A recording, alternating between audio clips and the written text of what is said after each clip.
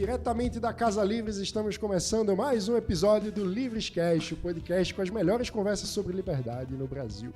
E nós estamos disponíveis em todas as plataformas de podcast da sua preferência e também você pode acompanhar os cortes dos melhores momentos nas nossas redes sociais, como no Instagram e no TikTok. Basta acessar @eusoulivres. Pois é, e por lá você fica também sabendo quando você pode vir para cá acompanhar as gravações aqui diretamente do auditório da Casa Livres. O nosso podcast é possível graças ao apoio de nossos associados e apoiadores. Então você pode também, através do nosso site, se tornar um associado em eusoulivres.org. E se você quiser fazer uma doação agora mesmo, é só enviar um pix para pix@eusoulivres.org. Eu sou Mano Ferreira, diretor de comunicação do Livres. Eu sou Débora Bizarria, sou economista e sou coordenadora de políticas públicas do Livres.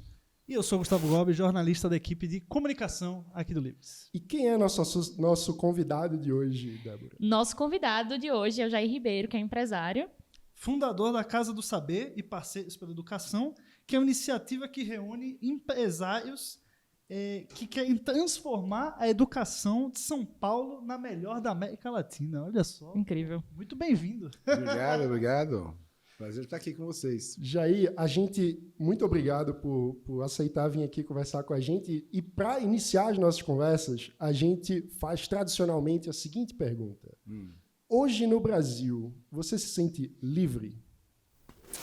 Eu me sinto bastante livre. Aliás, eu não só me sinto... Eu estou numa fase da vida muito livre, porque eu tive uma carreira grande, sei lá, de mercado financeiro, TI, também educação, e há uns 2 anos atrás que não tenho mais função executiva. Então, eu me sinto muito livre. E, inclusive, nesse período, até parceiros, estou mais focando na Parceiros Educação, essa questão de... Tem essa paixão por realmente transformar a educação do Brasil, focado em São Paulo. Então, hoje eu posso dedicar mais tempo a isso, então eu me sinto muito livre. Mas voltando a sua... Eu estou colocando mais a individualidade minha. Mas eu acho que sim, o Brasil hoje é um país bastante livre, historicamente comparando. Eu acho que a gente está vivendo um momento democraticamente bastante razoável. É claro que a gente tem esses barulhos que a gente vê do governo federal, etc., ou também, sei lá, de alguns partidos, etc., mas, por enquanto, eu acredito muito na solidez das instituições brasileiras. Eu vejo isso muito blá, blá, blá, em muita conversa, e algumas questões mais preocupantes, sim. O protagonismo do Supremo, eu acho que é preocupante, a colocação do Executivo Federal também, muitas vezes, é preocupante, mas eu acho que, historicamente, a gente está ainda vivendo um momento relativamente bastante livre no Brasil. Resposta demorada, hein? Complicada, né? Não, fique livre para discorrer. Você disse que está se sentindo muito livre ultimamente, especialmente porque... Na minha fase pessoal, né? Mas isso é... E o que é que você anda fazendo com sua liberdade? Então, eu estou tentando... Eu não acredito em... Eu sou fundador da Casa do Saber, né? Então, sou um dos sabidos, né? Então, eu estudo muito filosofia, penso muito sobre autoconhecimento, já fiz muita terapia também. Então, eu acho que a gente está... Eu acho que eu não acredito muito em vida feliz. Esse conceito de vida feliz, eu acho um pouco ralo. Eu acredito em vida completa. O mal-estar faz parte, né? É um dado da natureza. Eu acho que a gente tem que almejar em viver uma vida completa. E, para mim, eu acho que isso depende muito da essência de cada um, descobrir qual é a sua essência e maximizar e potencializar a sua essência e sua vocação, etc. Eu acredito mais nessa linha. Maslowiana, um pouquinho. Os liberais alemães chamam de Bildung, né? Desenvolvimento. O Jung fala da individuação, né? Vocês ainda vão passar por isso, uns 40 e tal. O ser humano passa por um processo de individuação. Porque até dos 20 até os 40 ele é um retrato da sociedade. O que a sociedade quer de mim? Tem que casar, ter filho, ter carreira, ganhar dinheiro, quer dizer, tudo aquilo que de fora vem. Aí, com 40, é a tal da crise da meia-idade. Assim, ok, E agora? O que eu vou fazer com o resto da vida que eu tenho? E aí o segredo, aliás, está isso até desde Sócrates, né? Conheça-te a ti mesmo, né? Na entrada lá do Templo de Delfos. O segredo é você se conhecer, saber qual é a sua essência e tentar maximizá-la, seja ela qual for. Eu tenho um amigo meu que, 40 e poucos, quis virar cantor de ópera. Tinha uma outra, sabe? E a minha essência é construir. Então, eu gosto de... E eu tenho... Então, na minha vida empresarial, eu sempre construí coisas, mas mesmo na vida afetiva, construir relações, construir... Então, é mais nesse building, não tão na parte de execução. Assim. Tem gente que é mais, né, para execução, eu sou mais na construção. E me empolgo com projetos voltados para isso. E, atualmente, o que me entusiasma muito é tentar transformar a educação, principalmente aqui de São Paulo. Que, vamos combinar, não tem desafio intelectual mais legal que esse, eu acho, do que tentar ajudar na solução, de achar uma solução que a gente possa transformar a educação paulista na melhor da América Latina, como você colocou. E pior, eu acho que é possível. Eu acho que hoje tem uma série de ingredientes que tornam esse sonho possível. Então, esse é... Eu vou pegar um gancho aqui, já que você estava falando desse projeto que é tão importante. E você falou que tem ingredientes aí que tornam possível esse sonho se tornar realidade. Que ingredientes são esses e o que está faltando? Então, São Paulo tem o PIB per capita do Chile e deveria ter... Eu vejo que vocês têm sotaques diferentes, deve ser de lugares diferentes aqui. Aliás, cada um tem um sotaque diferente aqui. Então, eu sei que Livres é nacional, mas... Eu sou pernambucano, ela também, mas passou muito tempo em Natal, e ele é alagoano. Aí, ó. E o alagoano, o seu sotaque não é tão alagoano assim, não, né? Achei ele tem um pai gaúcho. Eu vou falando mais. Pai gaúcho, está aqui em São Paulo. Mas, então, quais são esses ingredientes? Eu acho que São Paulo tem um PIB per capita maior do Brasil, né, e tal, e é o mesmo do Chile. Teoricamente, se você tem o mesmo índice socioeconômico de determinada região, você deveria ter a mesma educação. E não temos. A gente está no PISA mesmo, 50, 70 pontos atrás do Chile. E por quê? Né? Uma das razões é o gigantismo da rede paulista. Assim, você pega... Aliás, eu vou até dar uma coisa de Alagoas.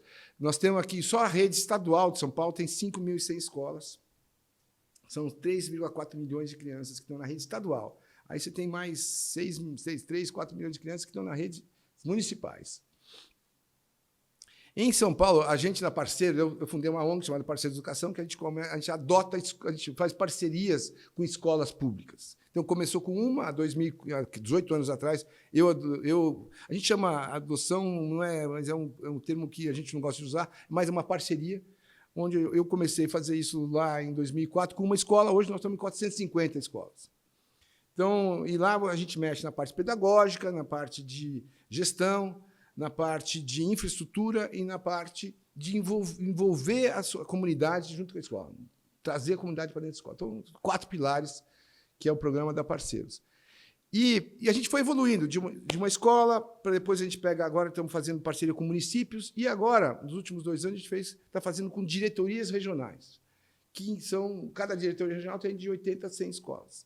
E a gente pegou, há 2 anos atrás, 2 diretorias regionais, Sul 1, Sul 2, ali Capão Redondo, Paraisópolis, e, sabe, Jardim Ângela, aquela região sul lá de São Paulo. Ou seja, é uma região super desafiadora, né? Para quem não é de São Paulo, são bairros com a população... super periféricos, e mais legal é que assim, são 91 diretorias de ensino. A gente pegou a 88ª e a 90ª. E depois e já temos resultados dessas. A gente trouxe, nos últimos 2 anos, a gente levou do 88ª a 90ª no ensino médio para a posição 20ª para a 30ª, até é incrível, mas até um número até muito bom demais. A gente não caiu, em algumas coisas a gente subiu um pouquinho, mas a gente não caiu tanto quanto as outras caíram nesse período de 2 anos de pandemia. Então, não acho que, sabe, Capão Redondo vai ter o mesmo índice de escolaridade de, sei lá, Batatais, uma cidade mais com índice de um IDH maior e tal. Mas de qualquer jeito tivemos impacto. Mas o meu ponto do gigantismo é que nós pegamos 2 diretorias de ensino. Essas 2 são maiores, são 180 escolas, 180 mil alunos. São maiores que 8 redes estaduais.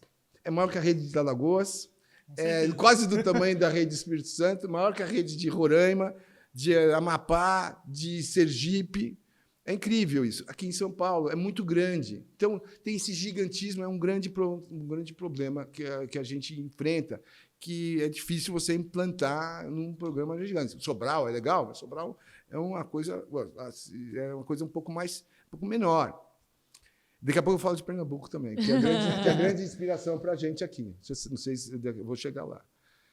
Mas então, a outra coisa é que na educação não tem, tem solução de curto prazo, sabe? São soluções de longo prazo.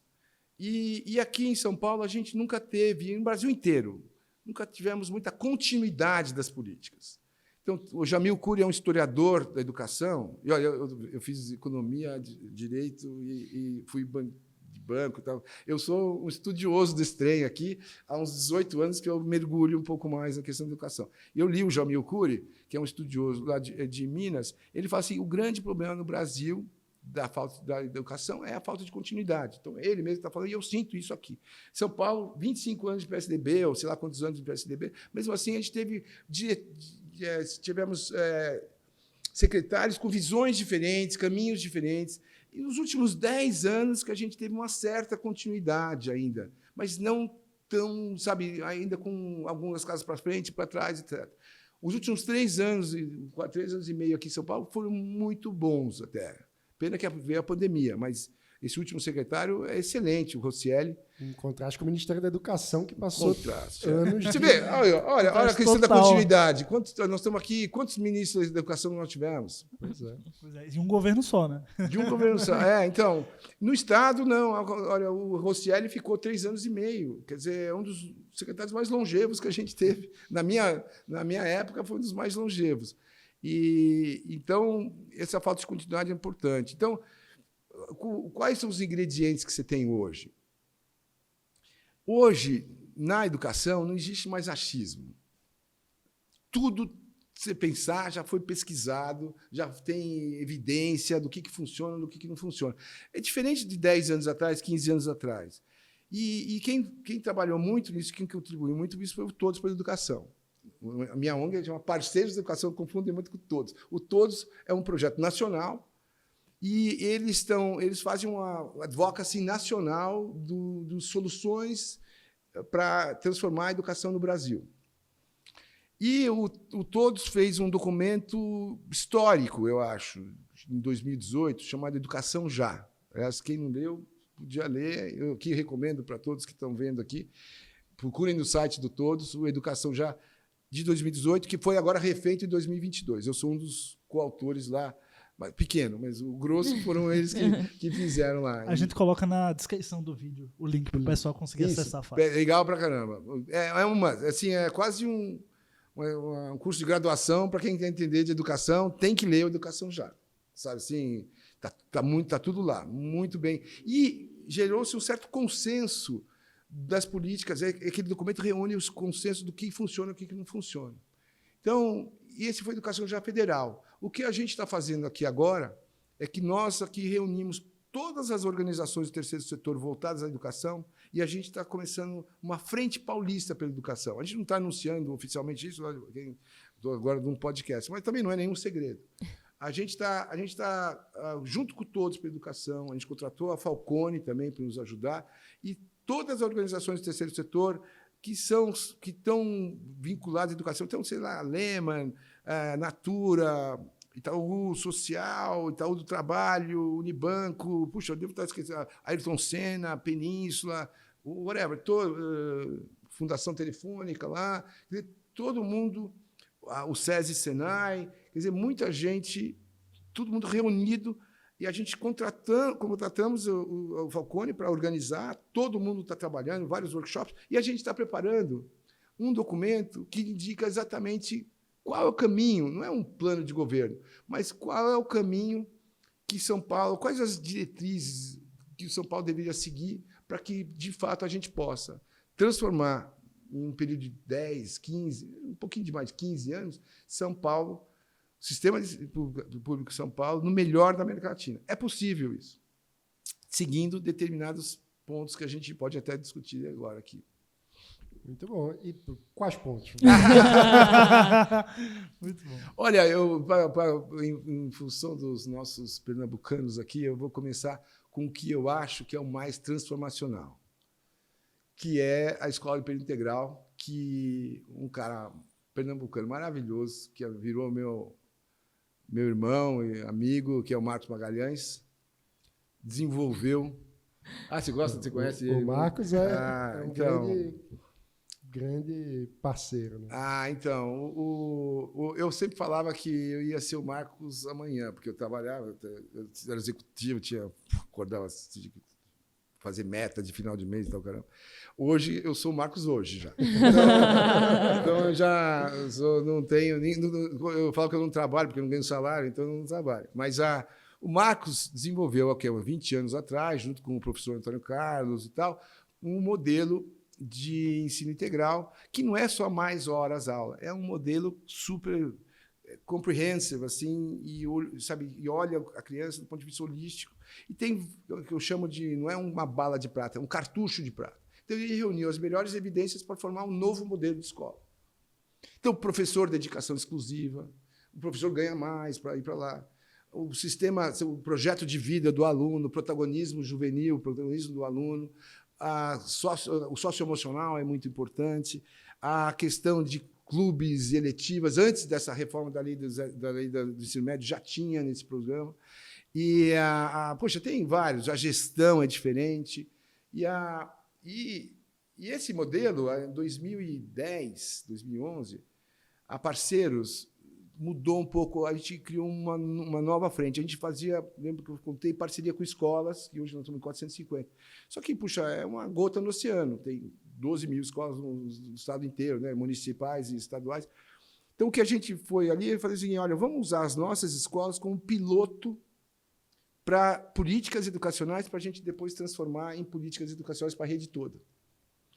E uma delas foi a Escola de Período Integral. A gente levou o Herman, naquela hora, que era o secretário, eu e a Ana Diniz, levamos o Herman lá para Pernambuco, para a gente conhecer em loco o ginásio pernambucano. O que eu ia dizer. O Marcos começou no ginásio pernambucano, que foi a escola que ele estudou, né? E que é super tradicional.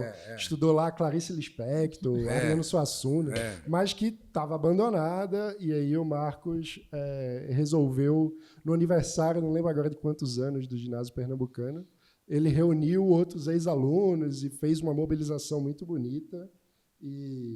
Enfim, mudou a história do ginásio pernambucano como um início ali de um projeto que se espalhou por outras escolas também. E o fun fact aqui, né, a coisa engraçada é que os estudantes da rede estadual de ensino médio são muito orgulhosos, inclusive a farda ficou muito famosa no TikTok, com as dancinhas e tudo. Então, mas olha, ele começou reformando a escola. Deixou a escola linda.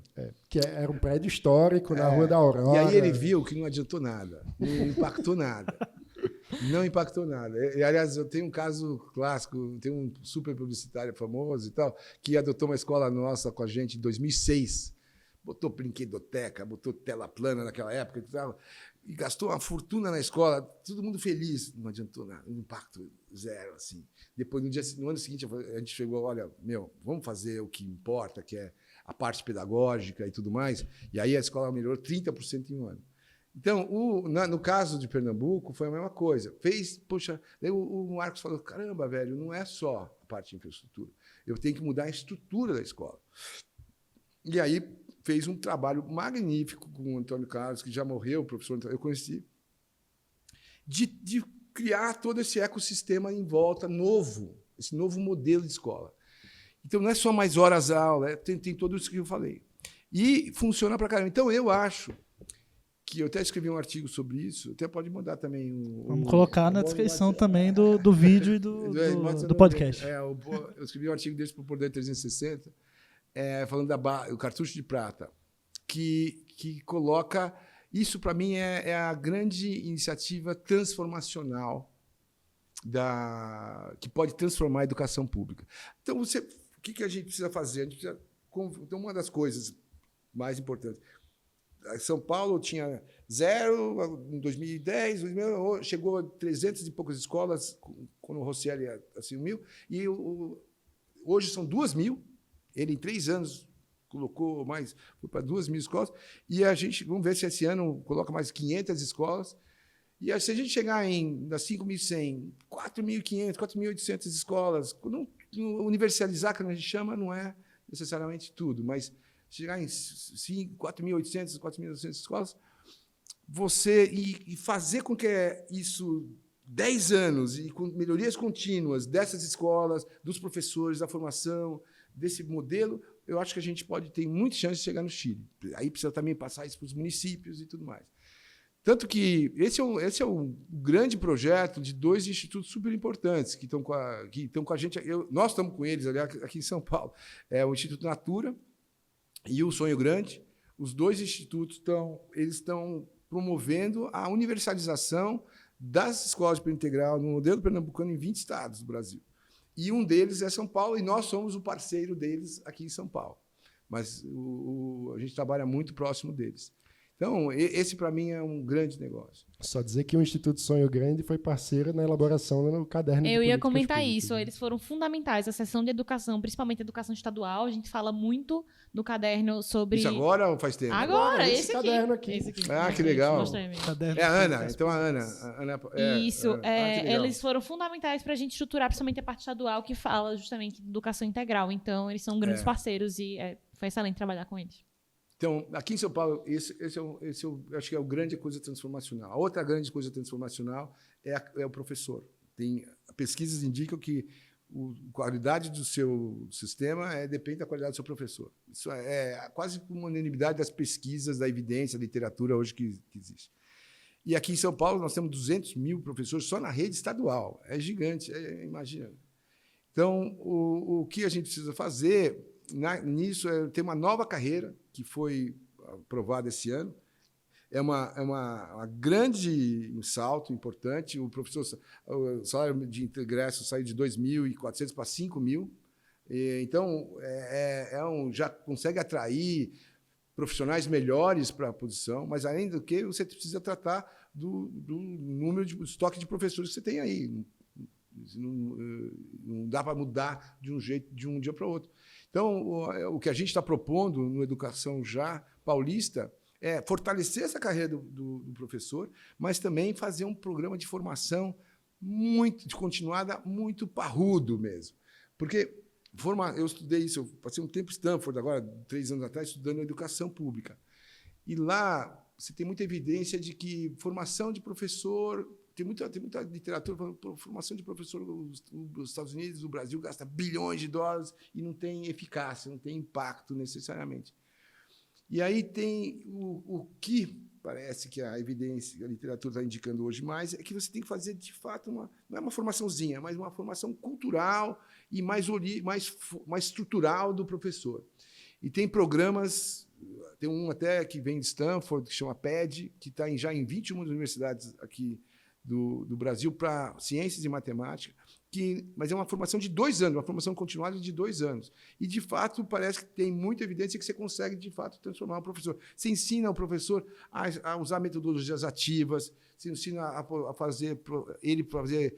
Tem muita evidência do que faz um bom professor hoje. E esse programa procura reunir nisso. Agora, não dá para fazer isso em formação de 2 semanas. É uma formação de 2 anos. Imagina você formar 200.000 professores em 2 anos. Quer dizer, é um trabalho de 10, 15 anos. Sim. E tem que ser um foco importante e continuidade. Então, isso é uma das propostas que a gente está colocando lá também. E a realidade hoje está bem distante disso, né? Porque a gente tem professor que acaba concluindo a formação sem ter experiência prática, né? EAD agora, muita coisa. Então, eu acho que aqui em São Paulo, com a carreira melhor, quem sabe você consegue... escolher melhores professores, quer dizer, tem concurso público, né? ou mesmo na seleção, fora de concurso público, eventualmente você possa escolher professores melhores. E hoje, a maioria dos professores vem do low end do Enem, né? Quem sabe você pode atrair, tornar a carreira do professor mais atraente. Eu acho que esse é o objetivo da carreira do professor e dessa nova carreira. Então, E como é possível avaliar o desempenho do professor e fazer com que o melhor professor seja premiado e aquele que não está tão bem seja estimulado a olha, melhorar? tem um estudo do Eric Hanushek, que é um grande economista, tem um estudo, uma pesquisa dele de 2010, super famosa, que fala o seguinte: se você aumentar, aliás, o Pércio, né? Tá aqui com O Pércio Arida é nosso conselheiro. o Pércio, ele usou isso bastante na campanha do Alckmin. Ele era o grande negócio, vocês devem ter ouvido isso, vocês conhecem ele. Se você aumentar 50 pontos no PISA, que é a forma de você medir o internacional de educação, da OCDE e tal, caramba, se você aumentar 50 pontos no PISA, você consegue acumular 1 ponto percentual a mais no seu PIB para sempre. Nossa. Então, o valor presente disso é trilhões de reais e tudo mais. Então, e aí eu pergunto, o Eric fala assim, o estudo dele conclui o seguinte: como é que faz isso? Bom, pega os 10% piores professores e some com eles e coloca esses 10% nos medianos. Só isso, olha a importância do professor. A evidência dele mostra isso. Então, como é que você identifica os ruins professores? Bom, só perguntar.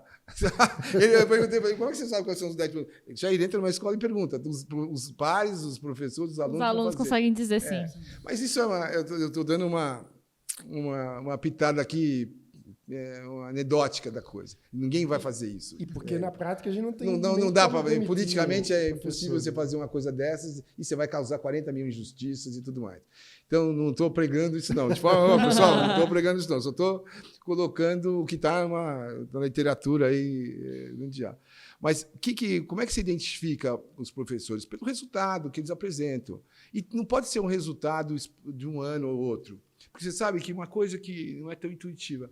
O professor ele pode ser muito bom, vários anos, daí tem determinado ano que ele pode estar com problema em casa, ou que na turma dele tenha 2 ou 3 alunos. Olha, isso eu achei que era coisa assim meio anedótica, mas tem evidência disso. 2 ou 3 alunos que perturbam a dinâmica da sala de aula. A turma do fundão, né? Famosa turma do fundão, olha aí. Mas olha só, eu achei que isso era piada, assim, coisa anedótica. Não, tem evidência que o mesmo professor, uma turma, ou uma mesma professor que tem uma turma que tem 2 ou 3 bagunceiros ali, tem outcomes diferentes do professor.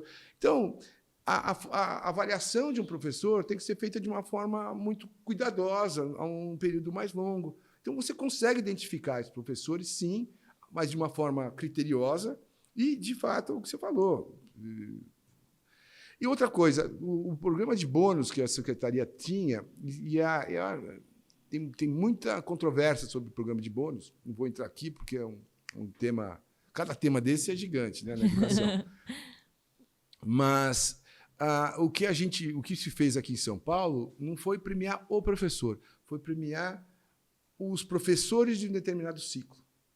Então, se o ano foi bom, ou se o ciclo foi bom, ciclo que é o Fundamental 1, Fundamental 2, ensino médio, você premia todos os professores envolvidos, para você motivar o grupo, o teamwork do grupo. Isso por escola, né? Por escola, é. Então, eu não conheço. Aqui em São Paulo, eu acho que a gente nunca teve bônus por professor, teve bônus por grupo de professores. E, aliás, eu também não conheço também como é em outros estados. Mas é importante isso. Então, respondi essa pergunta? Mais ou menos, né? Mais ou menos. Eu queria aproveitar... Deixa eu colocar. Então, eu falei 2 coisas, né? Escola para integrar o professor. A outra coisa aqui em São Paulo que é muito importante é diretor. Diretor é o segundo fator mais importante para você ter impacto na escola. Então, aqui em São Paulo a gente tem concurso de diretor. Eu acho que a gente precisa, como a gente reviu a carreira do professor, a gente tem que rever a nova carreira do diretor. Estabelecer metas, critérios e tudo mais flexíveis para o diretor, mais na linha liberal, quem sabe aí. E o outro ponto, só para terminar aqui, super importante, é o que a gente está chamando de recomposição de aprendizagem. Depois de 2 anos de pandemia, quer dizer, o que a gente já estava atrasado ficou ainda mais defasado. Então, a defasagem aumentou nesse período. Então, não dá nem para falar de reforço e recuperação. Não tem que ter a aulinha de reforço e recuperação, que acho que todo mundo aqui pode ter tido, que o pai contrata, sei lá o quê. Não, tem que ser uma recomposição de aprendizagem. Então, o que foi feito aqui em São Paulo? E a Parceiros participou muito desse processo. O Instituto Reúna, que é um instituto muito bacana aqui em São Paulo, também, que trabalha no Brasil inteiro, identificou quais habilidades estruturantes de cada série de língua portuguesa e matemática. Então, o que o garoto precisa essencialmente saber no primeiro ano, no segundo, no terceiro do médio e tal, para poder passar de ano? O básico, né? Não vamos falar de álgebra, não. Vamos falar da equação de quarto grau, sei lá o quê. Vamos falar de coisas mais básicas e tudo mais. E aí, aí veio o CAED e fez, que é da Universidade Universidade ali de Minas, e eles fizeram uma avaliação diagnóstica de como esses alunos estavam em função dessas habilidades essenciais. E nós, da Parceiros Educação, contratamos 50 profissionais que, junto com a Secretaria de Educação, preparou um material didático novo, que chama Aprender Sempre, para focando especificamente, exclusivamente, nessas habilidades essenciais. Então, um currículo muito mais focado. Então, hoje, todas as aulas de matemática e língua portuguesa da rede paulista, rede estadual, pelo menos, é só focado em recomposição. E não é de uma forma boring, é com aprendizagem colaborativa, com project base, com projetos, quer dizer, usando o que há de mais novo em termos de metodologias de aprendizagem, que a neurociência explica, que tem absorção maior e tal. E o professor já recebe um plano de aula estruturadinho, que ele aplica. E se o garoto não sabe fração, puxa, ele precisa saber decimal, o material é feito de uma forma que a gente chama de espiralada. Hoje ele recupera 1, 2, 3, 4 anos de conhecimento dos alunos, e eles trabalham em grupamentos, que um sabe, outro não sabe. Quem sabe ajuda o outro. Então, é um negócio que, se for bem implementado aqui, e esse material hoje está sendo usado por 27% da rede pública brasileira. Então, o Rio Grande do Sul pegou, o Espírito Santo eu acho que pegou também, o Rio de Janeiro, com certeza, Goiás também. Então, a gente fez open source, isso está coisa. Então, esses 4 pontos são super importantes. E, junto com a recomposição, o programa de alfabetização muito forte. Porque o que mais foi afetado pela pandemia é a questão da alfabetização. Porque as crianças podem até fazer online e tal, mas ensinar a ler e escrever uma criança de 6 anos, 7 anos online é punk, hein? Acho que é um desafio que não é só aqui, mas... Então você gerou aí uma população, uma geração de crianças não alfabetizadas muito grande, e esse precisa ter um choque de alfabetização nessas crianças. A geração Covid, né? Talvez seja o maior desafio dessa geração, né? Inclusive, falando disso, né, de pessoas que, no caso, a gente estava falando de que não foram alfabetizadas, mas falando das que foram alfabetizadas, mas saem do ensino médio sem saber ler texto complexo, sem saber fazer as 4 operações, a gente tem uma massa crítica de jovens que não conseguem fazer isso, e isso tem um impacto muito grande no mercado de trabalho. E você, sendo empresário, como você vê a classe dos empresários, assim, que não são tão engajados com a educação? Você acha que talvez devesse ter uma preocupação deles com a educação, dado os impactos em produtividade, no crescimento do país? Você vê iniciativas nesse sentido como a sua? Eu queria que você desse um panorama nessa questão. O que eu posso te contar aí? O ponto é o seguinte, eu fui presidente de empresa há 30 anos, né? Então, você é cobrado pelo trimestre, pela meta do ano. Então, o executivo que está lá tocando, o empresário também, ele tem uma preocupação mais no curto prazo. Um programa de transformação da educação é um negócio de 15, 20 anos, né? Nenhum país, a gente fez até um estudo agora, nenhum país conseguiu melhorar o PISA 50 pontos em menos do que 10 anos. Assim, então, é meio utópico a gente imaginar que é uma coisa de curto prazo. Eu estou há 18 anos, mas agora, nos últimos 3, mais forte, e tem que ter uma resiliência gigante para isso. Não é uma característica muito clara de um empresário, tá certo? Os empresários são mais curto-prazistas e tudo mais.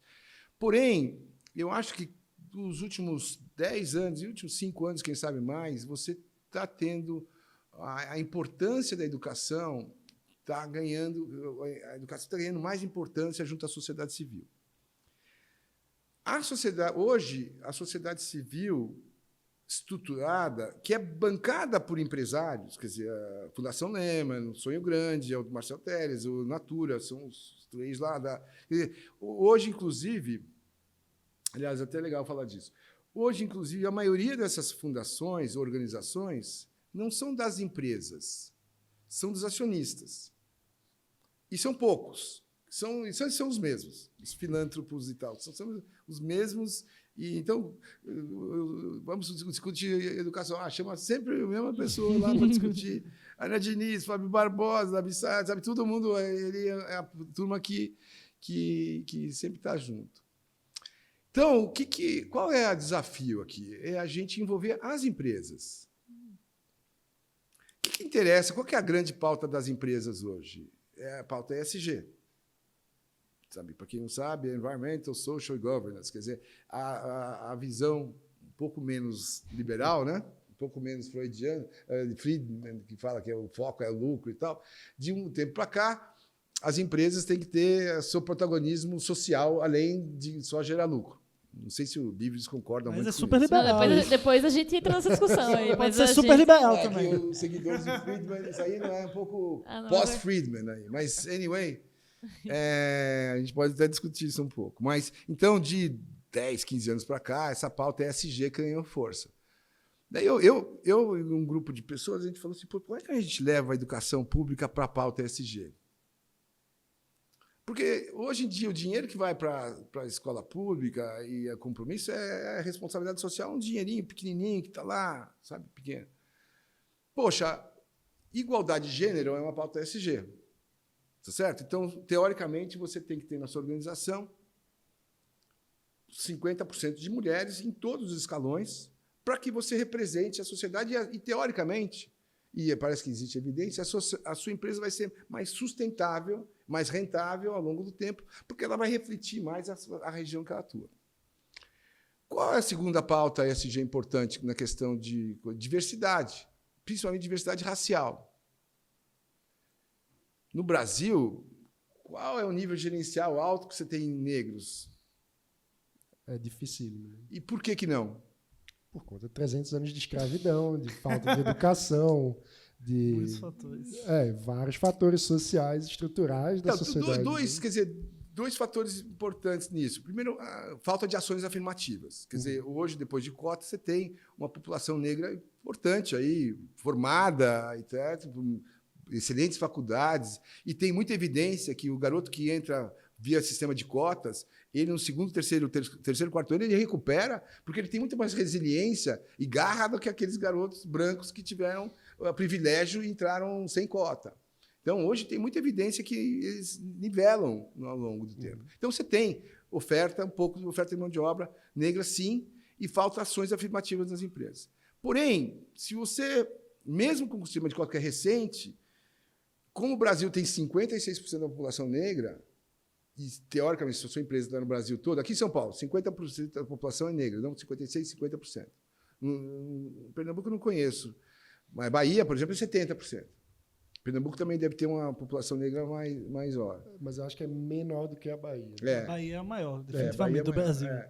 Então, teoricamente, São Paulo, as organizações aqui em São Paulo deveriam ter 50% de negros em todos os escalões. Não tem, por causa disso. E a segunda coisa, porque não tem, o que você falou, 300 anos de escravidão e uma negligência de ter feito um programa de reconstrução, como foi feito nos Estados Unidos e tal, de incluir os negros no mercado de trabalho, de escola para todos, você está falando da década de 90. Então, escola de qualidade, então, não temos ainda. Escola pública de qualidade, não temos ainda. Então, nós temos que melhorar. Então, o que a gente propôs, a gente fez um trabalho de 2 anos, quase, junto com, literalmente dezenas de organizações negras, dezenas de empresas, dezenas de ONGs, e a gente desenvolveu um pacto pela equidade racial. Vocês já ouviram falar disso, não? Olha só, a gente não está divulgando bem. Hoje tem até sair um artigo na Exame sobre isso. Um pacto de equidade racial que a gente define o seguinte: para o Brasil, o protocolo ESG, que é feito em Nova York, Londres, Bruxelas, etc., na questão racial não se aplica.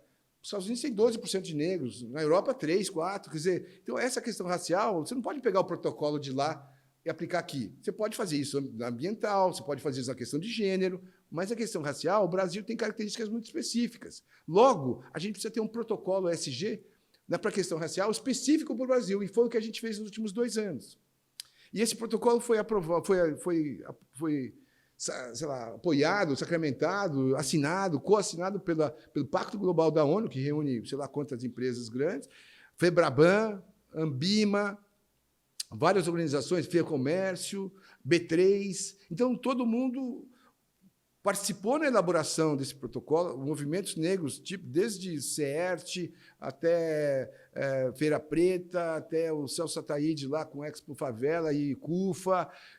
Todo mundo, todas essas organizações negras, muitas delas, aqui esquecendo várias delas, mas muitas delas participaram da elaboração desse documento, Coalizão Negra e tal, participaram da elaboração desse documento, e hoje existe isso.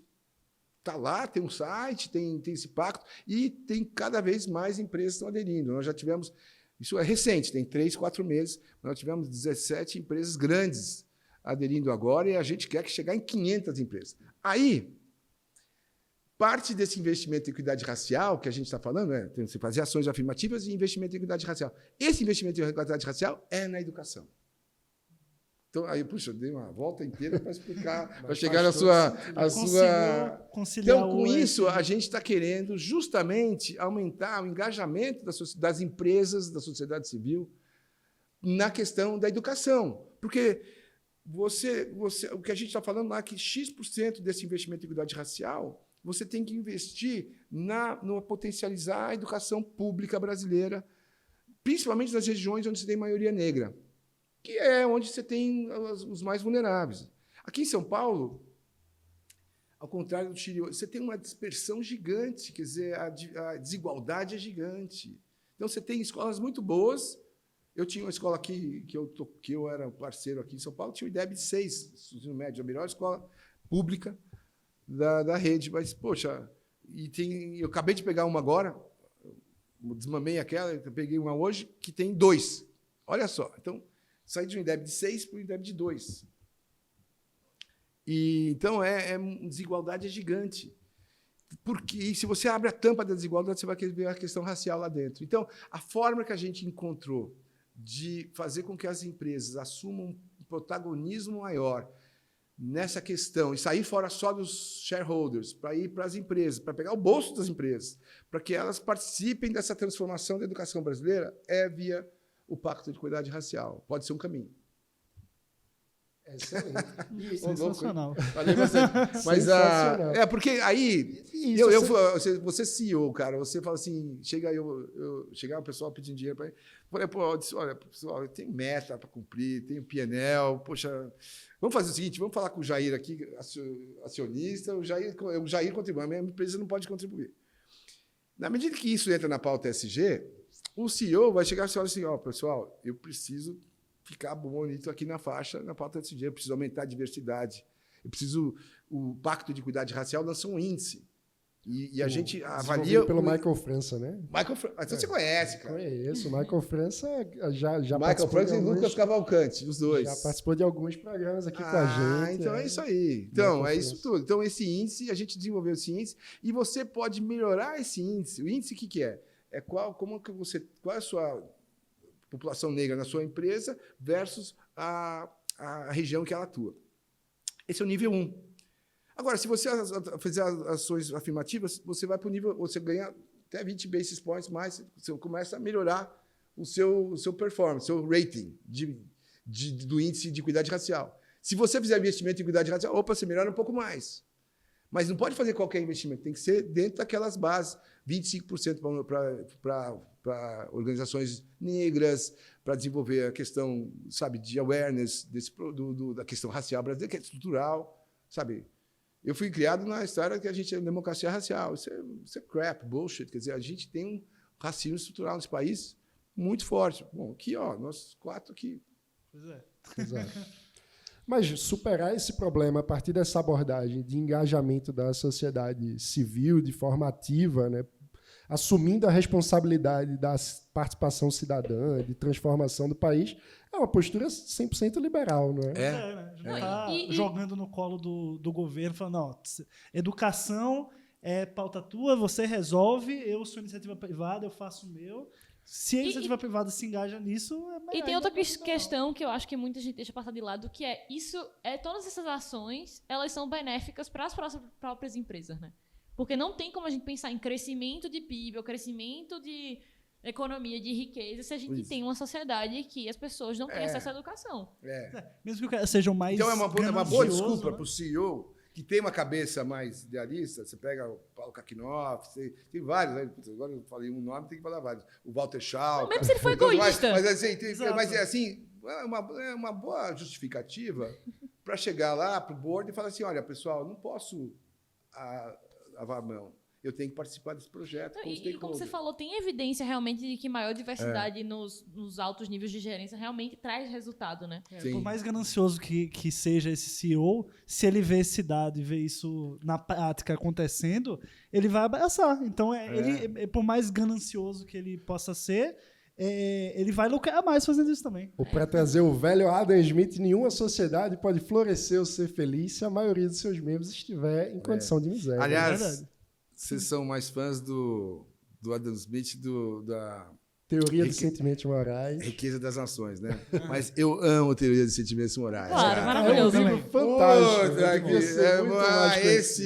Pessoal que está ouvindo, Teoria dos Sentimentos Morais dá de 10-0 na Riqueza das Nações. Assina embaixo, assina embaixo. Eu também acho. E é muito difícil de ler. Muito difícil de ler na original. Não recomendo. Agora, tem um livro de um professor de Stanford, alguma coisa, que o título é meio babaca. Pode estar em outra coisa. Como Adam Smith pode mudar sua vida. Eu acho que é isso o título. Eu já vi esse em alguma livraria. Esse livro é ótimo, cara. Eu comprei já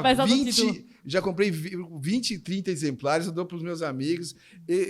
Já anotei, já li 40 vezes, que explica a teoria dos sentimentos morais com uma linguagem super acessível, mas fidedigna, acadêmica. Aliás, como a Casa do Saber também, né? A Casa do Saber, a gente procura justamente pegar essa riqueza cultural e transformar numa coisa fidedigna. Eu já falo da Casa do Saber, mas antes, eu queria colocar, você falou da sociedade civil. A gente enxerga duas funções da sociedade civil, nós, a parceira de educação. Uma é porque a gente não vai substituir o Estado. O Estado gasta R$1 bilhão por dia em educação no Brasil. É um volume eu não sei, avassalador. O Jorge Paulo Lema, que está gastando uma fortuna com educação, não chega nem... Não tem forma de o Estado privado substituir. E a gente vai falar de School of Choice daqui a pouco, que eu quero deixar registrado aqui minha visão sobre isso. É boa. Não tem forma da sociedade civil fazer isso. Mas tem, aliás, 2 ou 3 funções da sociedade civil. Primeiro, assegurar que o Estado está aplicando as políticas baseadas em evidência. Então, ele dá uma certa racionalidade, tira o idealismo, tira o achismo, e essas organizações de sociedade civil estão muito focadas, isso é recente, todos para a educação dele, a Lema faz um trabalho, nós aqui, quer dizer, de assegurar ou falar que é o que a gente está fazendo na educação já. Cara, isso aqui tem evidência. Isso aqui, mais ou menos. Vamos focar aqui? Então, isso é uma coisa. A segunda é tentar mitigar a descontinuidade. Então, se a gente preparar um exército de pessoas que entendam de educação, você mitiga a descontinuidade dos planos, que é o grande problema que o Brasil tem. Então, olha, escola perintegral, quando chegou um secretário, poxa, eu não gosto tanto. A sociedade civil foi não vou brincar com esses trem aqui, não vou acabar com essa história, não. A pressão da sociedade tem que ser maior do que do aliado político, da coalizão, da Assembleia Legislativa. Do momento. Né? Então, quer dizer, essa é a função da sociedade civil, que eu acho que é importante dar continuidade às políticas. A terceira, que é um pouco do que a gente está gastando, é você investir recursos e meios de potencializar o investimento público. É o que a gente faz na Parceiros. A Parceiros, a gente pega uma escola, por exemplo, o Estado gasta lá 3, 4 milhões de reais. Eu gasto lá 100 mil reais, 150 mil reais nessa escola. com algumas formando professores e tal. Eu não vou pagar salário de professor, nem bônus é difícil, porque é muito dinheiro. Você transforma aquela escola, aquele ativo do Estado numa coisa melhor. Então, essa é a função da sociedade civil. E isso vem no crescendo. Né? E, se Deus quiser, com o pacto, se a gente pegar 500 empresas, maiores empresas brasileiras, aderirem ao pacto e investirem 3 milhões de reais, em média, por educação, você está falando de 1,5 bilhão, mas mais do que 1,5 bilhão, 500 empresários, formadores de opinião, que passam a entender de educação um pouco mais. Porque você vai para o professor, poxa, progressão continuada, né? Você não repetir o aluno. É bom? Dependendo do professor, você perguntar, ele fala, não, é péssimo, porque o aluno não presta atenção, o professor perde o poder dele lá. Só que a evidência hoje, a pesquisa, indica que se você repetir o garoto, ele tem 55% mais chance de evadir. Então, a solução não é repetir o garoto. Agora, intuitivamente, não, poxa, mas tem que dar. Você ouve. Agora, o cara que está lá, na parceiros, que está lá vivendo, ele sabe agora, opa, já aprendi que não é uma solução tão simples assim. Porque para o aluno tem todo um estigma de ser repetente, né? Total, e aí, ciclo social, tudo. Muda justamente, os amigos deixam de ser e eu acho que da varia mesma muito turma. também do exatamente. que fez ele reprovar, né? A gente não Então, sabe. o que você tem que fazer? Você tem que não reprovar o aluno, mas tem que fazer um super programa de recomposição ou de reforço para o sujeito, para o garoto. Então, garotei agora, né? Sei lá. Então, essa é uma coisa importante. Eu estou curioso para falar de School of Choice. Sim. Trouxe aí o tema, né? Tem que falar. Vocês são a favor do School of Choice? Aliás, eu vi no site de vocês e tal, eu vi que vocês são bastante a favor disso. A gente coloca de forma complementar, mas eu diria que a parte principal é dar ao estudante o protagonismo da escolha sobre a própria vida, né? Que, de alguma forma, está no espírito do novo ensino médio, né? School of Choice é mais para o pai, né? Não é para o aluno. Não é o aluno não vai escolher. Depende da idade, né? O que eu diria é, para mim, pessoalmente, eu acho que o ponto central é tratar o estudante como protagonista da sua trajetória. E aí isso passa por ter opções. Então, eu acho que, por exemplo, o novo ensino médio traz um pouco esse espírito de criar trilhas de desenvolvimento. Maravilhoso. Enfim, eu estudei no colégio de aplicação da UFPE, né, onde desde a 5ª série, denuncio minha idade, né, porque hoje em dia é 6º ano. Eu peguei a transição, então às vezes eu falo também. Pois é, mas desde a 5ª série a gente tinha matérias eletivas que a gente escolhia o que ia fazer. E isso acabou me ajudando a moldar interesses. Então, eu tinha amigos que gostavam mais de exatas, enquanto eu fiquei fazendo disciplina de lógica e retórica. Então, eu acho que o ponto central, para mim... Você teve retórica no seu colégio? Pois é. Poxa vida. Não, eu tenho... Privilégio. Eu gosto de... Privilégio não. Eu tenho uma anedota também sobre essa coisa do ensino médio, que era, na minha turma, por exemplo, eu amava a aula de filosofia. Tipo, gostava muito, mas tinha, sei lá, 2/3 dos alunos não estavam nem aí. E eles atrapalhavam a aula porque eles não queriam estar lá. Então, eu fico pensando, se eu tivesse feito ensino médio pós-reforma, como talvez a minha experiência tivesse sido muito melhor com várias aulas que eu queria ver e o resto do pessoal não gostava. Mas o School of Choice não é aí, né? Não, pois é, mas o meu ponto, sobretudo, é como ampliar a diversidade de percursos e de poder de escolha. Sobretudo para o estudante, é claro. Tem uma fase da vida que o estudante ainda não tem condições de escolher e tal. Mas o meu ponto é mais esse, é como não ter um monopólio de caminhos. Porque eu sinto que, às vezes, o sistema educacional acaba tratando um pouco o aluno como um produto, né? E não como um sujeito que precisa ser desenvolvido. Aí você está voltando para Dewey, né? John Dewey. Exato. Louco, hein? Exatamente. A fábrica de coisas. Estudei isso lá. O ponto da School of Choice, eu teoricamente sou a favor. E o grande argumento para você ter é você gerar uma certa... Não é tanto dar essa escolha para o aluno, se me permite, tá? Uhum. Mas é para você gerar uma certa concorrência para o ensino público e também para ser um piloto de inovações. Então, isso até tem uma certa evidência que ajuda. A grande crítica que se faz ao School of Choice é que, mesmo hoje, você não tem evidência, mesmo no Chile, que você tem. O Chile é o grande case mundial de escala desse negócio. Né? A Holanda tem um pouco. A Suécia tem um pouco, a Holanda tem um pouco também. A Suécia também fez, por exemplo, privatizou quase o sistema, olha, e agora está voltando atrás. Então, quer dizer, a evidência não está tão. Não existe tanta evidência. Nos Estados Unidos, você tem excelentes charters, mas a maioria das charters são médias. E as escolas não são melhores que as escolas americanas, escolas públicas. Então, não tem tanta evidência. Eu também tenho um artigo sobre isso. Do poder Tudo na descrição. Vamos lá na descrição. Mando para vocês. Acho que é verdade, sobre charters e coisas. Onde eu falo justamente isso. É legal. Porém, o que aconteceu nos Estados Unidos? O país do liberalismo econômico, 60 anos de School of Choice, um movimento gigante, uma energia enorme, milhares de brigas judiciais, milhares de discussões com o sindicato, 6% só da rede pública, da rede americana é de charters. Só 94% é público, quer dizer, ou privado e tal, normal. Mas 6% é de charters. Então, depois de tanto tempo, você não consegue escala. Quando aqui no Brasil, se você é uma batalha que eu, se fosse executivo da educação, e nunca vou ser, eu sempre estou aqui opinando por fora, mas é uma batalha questionável para você. É um gasto de energia questionável. Ou seja, o desgaste político não compensa. Quem sabe mais à frente seria bom, mas eu acho que vai ter um backlash tão forte. Existe um corporativismo muito forte na rede pública, nossa sabe? visão seria assim, não seria sua primeira batalha e você escolheria outras prioridades para começar a... Mas de longe.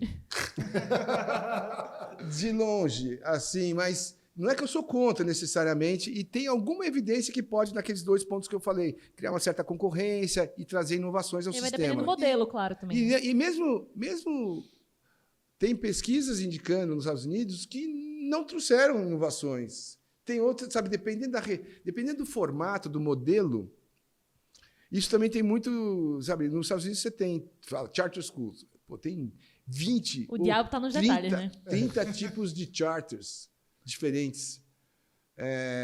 Então, o modelo tem modelo ruim, depende, sei lá, Nova York é bom, sei lá, onde que era, nem eu, quando escrevi o artigo, estava escrito lá, eu pesquisei muito isso. Mas, então, tem modelos e modelos. Então, nem necessariamente todos os charters trouxeram vouchers e charters trouxeram inovação para o sistema. Então, tem muita... a literatura e a evidência não está tão clara. Então, vamos focar no que está claro? Assim, eu acho que o Brasil está tão lá atrás. Tem um estudo da McKinsey de 2010 que feito por uma super estudiosa, respeitadíssima, Mona, alguma coisa, acho que é egípcia ela. Ela fala o seguinte: os remédios para políticas educacionais variam de acordo com a fase ou a maturidade do sistema educacional que você está aplicando. Então, Bahia, por exemplo, está muito atrás de São Paulo, cara. Eu acho que é um dos piores estados e fez um trabalho muito fraco na pandemia, parece. Então, o remédio lá é diferente de para São Paulo. Pernambuco já está num estágio melhor. Ceará, o remédio, por exemplo, Ceará, Fundium, é brilhante o Fundium no Ceará. Não, sabe, aqui em São Paulo precisa fazer mais um pouquinho. Então, os remédios variam de acordo com a maturidade do sistema. Eu acho que a gente está bem longe de ter maturidade para encarar uma coisa dessas. Essa é um pouco da minha argumentação. Não sei se vocês concordam. Estou aqui no antro dos School of Choices, hein? Aí, pessoal, eu vou levar haters agora das coisas. Mas não que eu seja contra. Eu acho, não sei se necessariamente são as brigas que eu estou aí agora. Nesse podcast vai estar lá. Esse Jair Ribeiro é um social-democrata. Olha, Isso aí pode acontecer.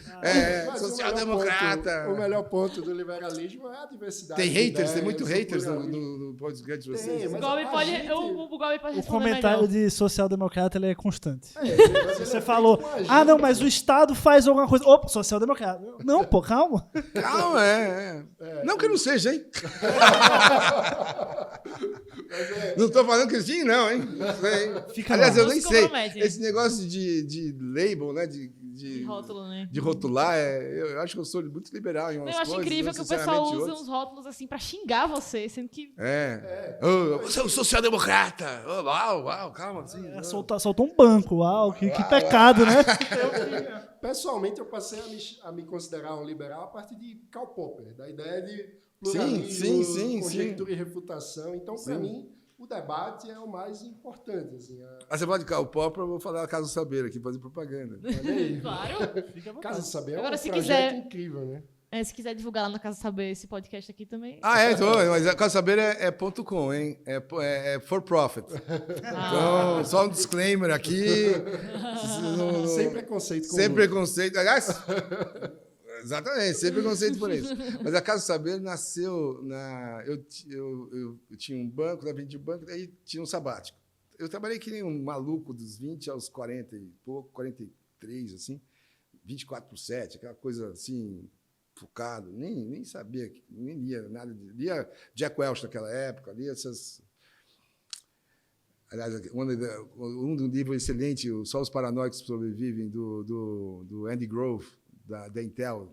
Bom livro para a galera os liberais que estão no business agora. É um dos melhores livros de business que eu já li.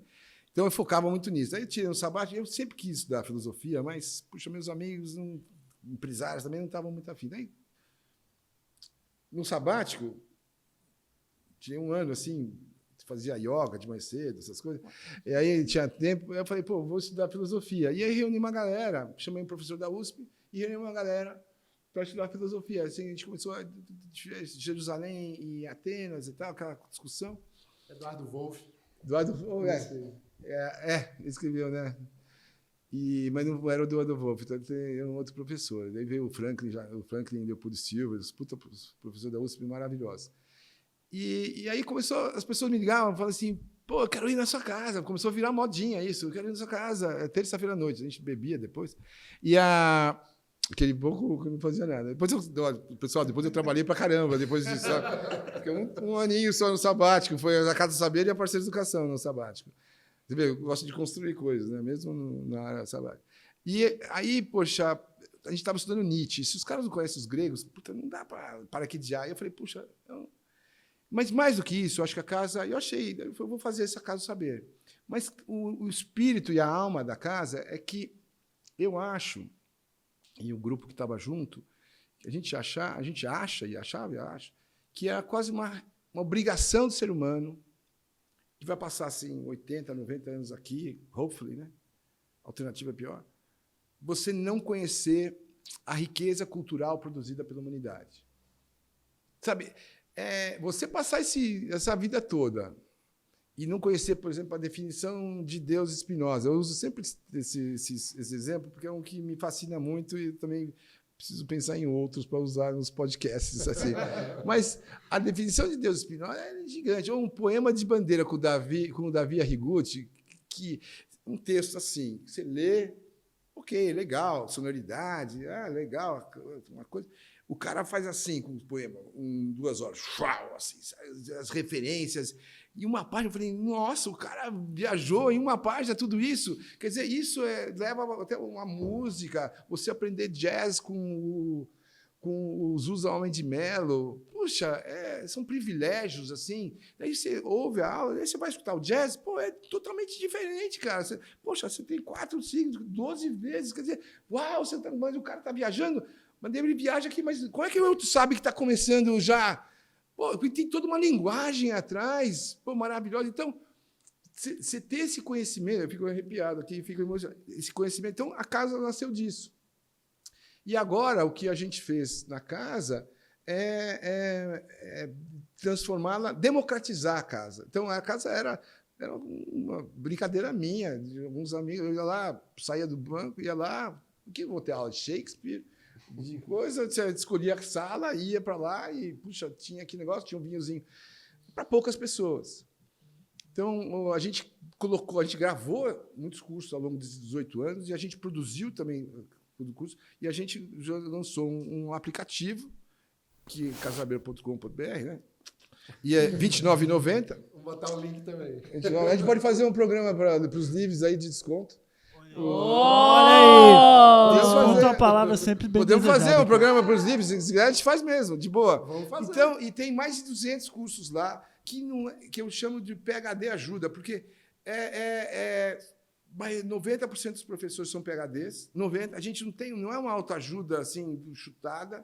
Então, vamos falar de felicidade, vamos falar com Hans, que é PhD, tradutor de Freud aqui. Vamos falar de filosofia. O Franklin Leopoldo Silva foi professor titular de filosofia. Não é uma, sabe, gente super capacitada. Eu faço meu workout todo dia ouvindo um curso novo. Eu sou Chief Content Officer. Tem uma garotada lá que toca o dia a dia. Eu só fico olhando o conteúdo para ver se eu melhoro o conteúdo. E está muito legal o conteúdo agora. E a gente lança 2 cursos novos por semana. Então, tem coisa nova entrando todo dia. Então, é bem legal. Eu adoro o Borat. Uia, uia. Uia, uia. Adoro. Eu escutei. Semana passada eu vi o Borat de novo. O Chavarão Cohen é incrível. Bom demais. Vamos ver esse Esse descontinho aí. Ó, esse quer fazer uma desconto- parceria? A gente faz mesmo. Vamos fazer. Vamos fazer sim. Porque eu acho que para as pessoas que estão livres e tal, são mais curiosas. Eu acho que a gente tem, acho que em comum, sou uma esponja, sabe? E eu sinto que vocês também, né? De podcast. Aliás, quem ouve podcast é esponja um pouco. Então, poxa, tem que conhecer, cara, isso tudo. Tem um curso novo agora, muito interessante, que explica das filosofias contemporâneas, que explica esse novo normal que a gente está. Por que de repente ficou tão importante, politicamente correto, bateu tanto? Por que de repente, quer dizer, a questão da identidade, sabe, a preocupação com as minorias, com as etnias, por quê? Então, isso acho que tem muito a ver com as mídias sociais, mas tem também um embasamento acadêmico muito forte disso, que começou com Heidegger e depois foi para... Começou com Kant, mas Heidegger, Derrida, Levinas, esses caras que eu nunca tinha ouvido falar muito, mas precisa conhecer, para você entender a situação hoje. Tem um curso muito bacana na casa do Petrone sobre isso. Né? Muito bom. Excelente. Pô, mas sobre... Enfim... E ainda tem outra pergunta, né? O que eu ia dizer naquela hora sobre os modelos de contratualização e tal é que, às vezes, tem também uma questão de agilizar a expansão. Né? Por exemplo, a questão das creches. Não, mas isso eu sou super a favor das PPPs. Exato. Porque hoje você precisa fazer, cara, bem liberal, as melhores escolas nas zonas mais vulneráveis. Perfeito. Então, todo mundo tem que sair do mesmo nível. Super liberal essa ideia. Então, lá no Capão Redondo, tem que ser a escola mais bonita, colorida, integral, com equipamento e tudo mais. E hoje, o que você tem? O que aconteceu nos últimos 50 anos? A população foi para a periferia. Então, você tem a escola, e no centro, as escolas privadas que dominam. Então, você tem do lado do Shopping Ibirapuera aqui, um terreno enorme para 120 pessoas, 120 alunos da rede pública. Sabe, poxa, você tem que jogar... Quanto que vale aquele terreno? Por que você não troca aquele terreno por 5 escolas no Capão Redondo que vão atender 5 mil crianças? Por que você não pega... puxa, então tem que construir lá mais. Mas, poxa, é um desperdício de dinheiro público, necessariamente. É melhor você dar até voucher para essas 120 crianças, para estudar em escolas privadas ali, liberar aquele imóvel, vende e transforma em escola. Você tem isso no Itaim, você tem isso... Então, até esse negócio de fechar a escola, que o Herman levou muita pancada, poxa, não tem ele estava tentando fechar escolas com 100 crianças, não tem escala para ter. Então, eu acho que pode até dar voucher mesmo, aí vale, porque você está liberando, é uma coisa super pequena, você está liberando aquele ativo e transformando o Estado muito mais eficiente. Aí não é eficaz, é eficiente. Então, para você fazer isso, muito melhor via PPP. Sabe quem fez a PPP que deu mais certo no Brasil? Você conhece? Em educação? Para não te constranger, eu respondo. Faz tempo isso, faz 7 anos. Foi o PT. Eu ia chutar o Haddad aqui. Não, Paulo, não foi. Não com creche, não. Creche é outro negócio, tem OS e tal, mas. E também no ensino técnico, eu acho que você também tem que trabalhar com School of Choice, no técnico também. O Zema fez um trabalho com trilhas lá, muito legal. Vouchers. No K-12, no ensino, educação básica, que é uma energia um pouco diferente. Porque nessas duas pontas você precisa ainda fazer. Não tem sentido aumentar o Estado, quem sabe ali. Aqui você tem Estado, você tem escola suficiente, você tem gente suficiente. Bom, mas o PT, na gestão não sei de quem, de um prefeito do PT, fez PPPs para a construção de escolas e a sociedade, a iniciativa privada que faz toda a parte administrativa da escola. Tem uma super legal. É uma coisa muito curiosa, porque o PT, em algumas gestões, inclusive, por exemplo, com hospitais na Bahia, tem casos de sucesso de OS na gestão, ao mesmo tempo que a retórica pública estridente. O Idel Bavelar chama isso de oxímoron lulista. Fala uma coisa e faz outra. Não, mas eu digo isso é super válido. Isso não chamaria de School of Choice, mas isso é uma forma de você... Porque o Estado construindo é muito ineficiente, licitação, e tal. Faz uma licitação para 60 escolas, deixa o setor privado construir essas escolas. Não vamos privatizar de forma nenhuma a parte pedagógica, não é o caso, é só na parte administrativa. Você tira esse peso da mão do diretor. Ganha agilidade. Né? Jair, super obrigado. Agora... Valeu. Assim como a gente tem uma pergunta clássica para começar, a gente tem uma pergunta clássica para terminar. Opa! Devia ter mandado antes, hein? Não, a graça é ver ao vivo a reação. A graça é ver depois de toda a conversa. O cara fica vermelho, assim, quer se esconder. E também porque a gente gosta de dar uma de abujanra. Opa! Jair, para você, o que é liberdade? Eu já tinha visto essa pergunta, hein? Eu tinha me preparado melhor, né? Cara, a minha resposta não é muito mainstream, porque eu não acredito no livre-arbítrio. Uou! Aí complicou, Forte. né? Complicou, né? Um pouco o jogo. Então eu acho que a gente vai precisar de um outro podcast para isso. Eu sou mais spinoziano, sabe? Spinoza. E hoje a neurociência está dando uma certa evidência disso. Aliás, o Harari falou disso no livro dele. Antes da gente ter consciência da decisão, a tomada de escolha que a gente fez, nossa liberdade de escolher, nosso cérebro já processou isso. Então, segundo Spinoza, não sou eu falando, hein, pelo amor de Deus, mas eu acredito muito nisso. E hoje tem Schopenhauer, Nietzsche também falando sobre isso, tem uns outros loucos que também entraram nessa linha. Você nada mais é do que fruto da sua genética e de todos os fatores exógenos, externos, culturais, whatever, pai, mãe, irmão, amigos, vento, gripe, que te levaram àquele momento a decidir. Então, você, naquele momento, não poderia decidir outra coisa a não ser aquilo que você decidiu. Então, você acha que você está tendo um livre-arbítrio, você acha que você tem liberdade de escolha, mas você não está tendo, porque você não poderia não em função da sua genética. Mas é determinismo?